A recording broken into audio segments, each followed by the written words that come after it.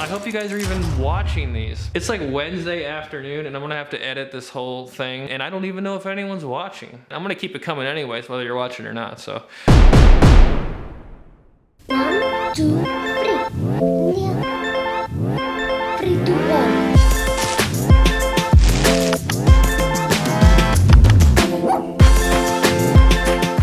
Time for number one. So number one, the Sundial over in St. Pete is being taken over. 25,000 square feet is being taken over by the people who developed Armature Works. That's BE1 Concepts.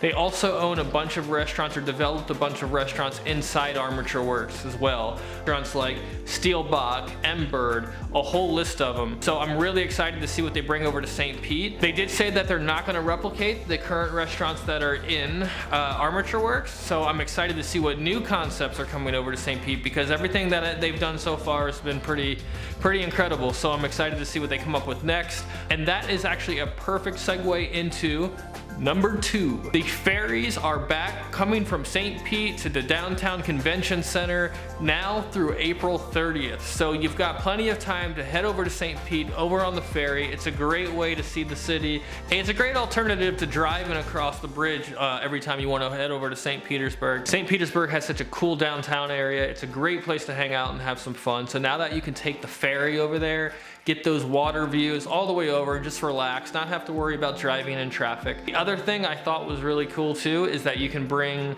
your bike over too. So throw your bike on the ferry and ride on over. So the cost of the ferry, it's $8 for an adult, $5 for kids. It's children under 4, I believe, that get in for free. I think there's a senior citizen rate too of like $5. I'm laughing because it took me like 5 times to say senior citizen for some reason. You can purchase your tickets online. Again, it's running from November 1st through April 30th. The schedule is it runs Wednesdays through Sunday.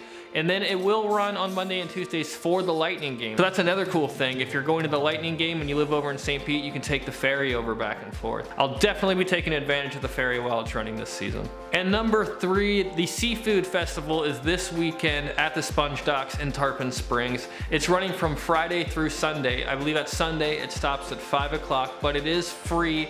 They'll have tons of different vendors out there, tons of different types of seafood. It's a good time every single time we've gone. And if you haven't been over to Tarpon Springs and the Sponge Docks ever before, it's definitely a cool place to check out. There's a bunch of cool little stores and things like that. It's a pretty place, boats, you're on the water there. It's a nice little area of town that if you haven't ever visited, it's worth taking a look. Yeah, it's free for everyone, free admission, which is awesome. So if you're looking for something free to do Friday, Saturday, Sunday, head over to Tarpon Springs and go to the Sponge Docks and check out the Seafood Festival. All right, I don't know if I got all that in 3 minutes or not. I hope you guys are even watching these because it's like Wednesday afternoon and I'm gonna have to edit this whole thing when I get home tonight and then post it tomorrow morning. And I don't even know if anyone's watching. So peace and love, and I'll see you in the next one.